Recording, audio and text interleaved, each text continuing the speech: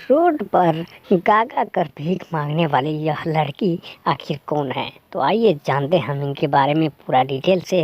दोस्तों, मुरली telefilm channel पर आप लोग नए हैं तो लाल बटन को दबाकर सब्सक्राइब कर लीजिए। यहाँ पर आपको movie, entertainment, trailer, video, live से रिलेटिव काफ़ी ऐसे वीडियो आपको मिलते हैं जो मुरली टेलीफिल्म चैनल पर दिखाया जाता है। दोस्तों, आपको बता दें, रागिनी विश्वकर्मा, जी हाँ दोस्तों, आप सही सुन रहे हैं, भीख मांग मांग कर गली गली मोहल्ले में भीख मांग कर बजा बजा कर गाना सुनाकर भीख मांगने वाली आखिर यह लड़की कौन है? दोस्तों, वीडियो पर बने रहें क्योंकि पूरा वीडियो आपको देखना है, तभी आपको समझ में आएगा।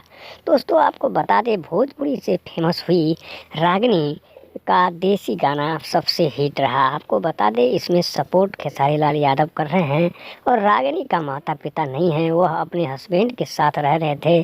कुछ दिन के बाद यानी कि उन्हें छोड़ दिया। फिर उसकी लाइफ जो है टेंशन में आ गई।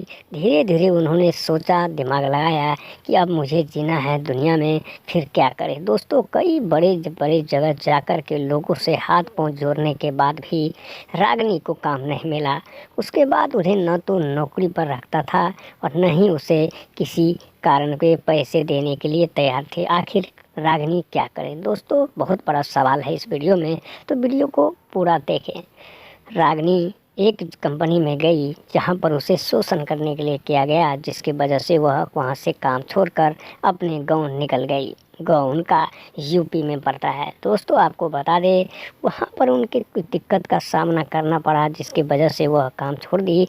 फिर उन्होंने धीरे धीरे आगे बढ़ने की कोशिश की और फिर एक जगह यानी कि बस स्टैंड पर जा कर के वह अपना एक हारमोनिया छोटा सा सेकेंड हैंड 150 रुपया में ख़रीदा। फिर वह धीरे धीरे उसी हारमोनिया पर जो भी बस आता जाता मुसाफिर था, सबको अपना हारमोनियम पर सुनाता था। फिर धीरे धीरे भीख मांगने पर गली गली मोहल्ले में जाने लगी।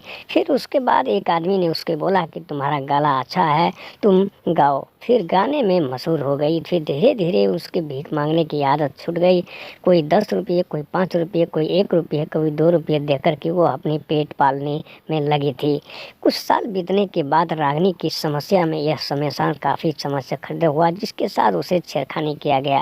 रागिनी तब भी एकदम कुछ नहीं बोला और वो फिर अपना काम में दिमाग लगाती रही। कुछ दिन बाद रागिनी को एक आदमी मिला जिसे स्टूडियो लेकर गया तो उसे अपने साथ 4 दिन रखा। फिर धीरे धीरे रागिनी का मन बढ़ गया।